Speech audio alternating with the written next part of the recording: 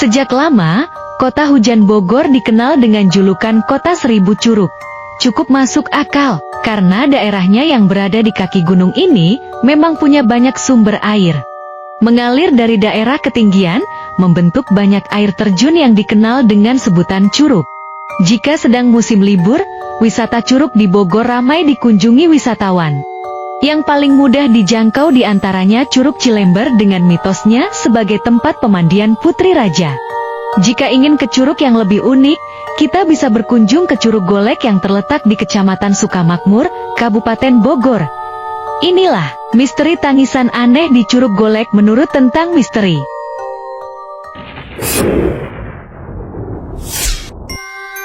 Curug tersembunyi berbalut misteri ini, kabarnya dijadikan tempat ritual khusus bagi mereka yang berniat mendalang. Pas memang kebetulan saya waktu itu memang ikut juga ya, ikut ritual juga. Pas memang ritual terjadi suara tangisan kayak gitu, kayak semacam apa? Kayak perempuan menangis. Ada juga kayak golek gitulah, ya ada wayang-wayang gitu, suara gitu. Keberadaan Curug Golek memang belum banyak diketahui orang, apalagi lokasinya cukup jauh dan sulit dijangkau, sekitar 2 jam perjalanan dari Jakarta. Itu pun masih harus disambung dengan ojek, melewati jalur yang terjal berliku. Menurut pengakuan warga, mereka yang datang ke Curug Golek biasanya memiliki kebutuhan khusus. Ingin menguasai kemampuan sebagai dalang wayang golek secara instan. Jadi dulunya sering terdengar suara gamelan, suara orang yang berwayang gitu. Jadi makanya dinamakan Curug Golek. Malah penduduk sekitar di sini sering mendengar suara itu. Dan saya sendiri pun alhamdulillah pas waktu itu malam Jumat kebetulan nginep di sini. Ketika saya mau sholat Isya, maka saya juga mendengar dengan telinga sendiri bahwa di sini tuh ada suara gamelan seperti itu. Curug Golek masuk ke dalam 2 wilayah desa Sukamakmur dan Sukamulya. Curug Golek sering disebut sebagai pembatas antara kedua desa tersebut. Sumber airnya berasal dari Cisarua dan mengalir hingga ke daerah Cipamingkis Bogor. Meski mulai ramai pengunjung, misteri tangisan dan suara gamelan tak banyak yang tahu.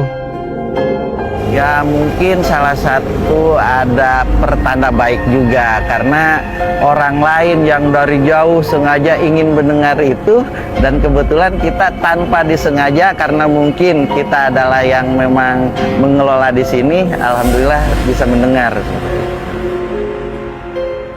Menurut pengakuan pengelola, sejak dikenal punya daya magis untuk para dalang, Curug Golek semakin ramai dikunjungi orang. Bahkan tak hanya kalangan biasa. Para artis ibu kota yang sedang sepi job, sengaja datang untuk mandi di Curug Golek.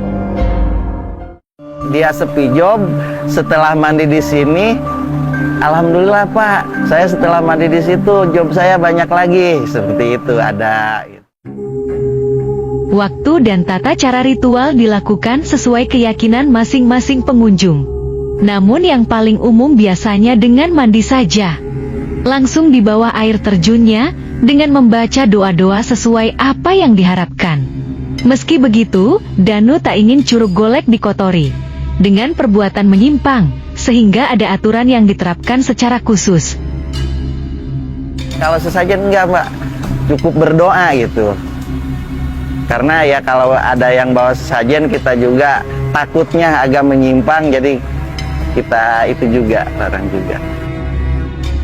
Kepercayaan orang-orang terhadap mitos yang ada di Curug Golek tak bisa dipisahkan dari sejarahnya dulu. Konon, di tempat yang sepi ini pernah jadi lokasi penyimpanan pusaka seorang tokoh sakti yang sangat mahir mendalang.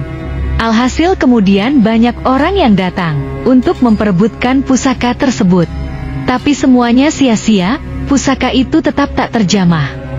Di sini ada 3 macam, di antaranya merah delima, besi kuning, sama itu pusaka Semar. Bisa jadi seperti itu, dan itu juga salah satu untuk mengamankan daerah sini. Jadi pernah kejadian ada mungkin dia mau mengambil mustika tersebut, mungkin itu salah satu yang memang ditugaskan untuk menunggu di sini, ada suara menangis. Berada di bekas wilayah kerajaan Pajajaran, membuat Curug Golek dianggap sebagai tempat yang sakral bagi para pecinta spiritual. Banyak yang percaya, jika Prabu Siliwangi pernah singgah dan mengasah ilmu kedikjayaannya di curug ini. Suara tangis misterius yang kerap terdengar di malam-malam tertentu, ditegarai sebagai suara dari Uyut Adena. Beliau adalah penunggu dan penguasa Curug Golek, yang berwujud perempuan setengah baya. Kebetulan beliau itu mungkin yang ditugaskan untuk menunggu daerah sini, karena beliau memang asli orang sini itu. Malah alhamdulillah saya juga pernah melihat dengan sosok beliau itu dengan pakaian kabaya putih, terus di sini barukatnya itu berbentuk bunga yang warna ungu dengan memakai sarung itu batik putih hitam. Selain Uyut Adena, ada pula sosok lainnya yang sering berjaga di Curug Golek, tepatnya di antara bebatuan besar dan pepohonan. Warga biasa menyebutnya Ki Marjuni. Ki Marjuni digambarkan selalu memakai pakaian serba hitam, seperti jawara. Jadi setelah Uyut Adena tidak ada, terus di sini kan masih hutan belantara, dibukalah oleh beliau, dijadikan untuk bercocok tanam di sini. Namanya itu Aki Marjuni. Nah, Aki Marjuni itu adalah salah satu orang sakti juga yang ada di Sukamakmur. Kedua sosok tersebut tidak pernah mengganggu pengunjung. Menurut Danu, mereka hanya bertugas menjaga Curug Golek agar tidak dirusak pengunjung. Tetap alami sebagaimana mestinya.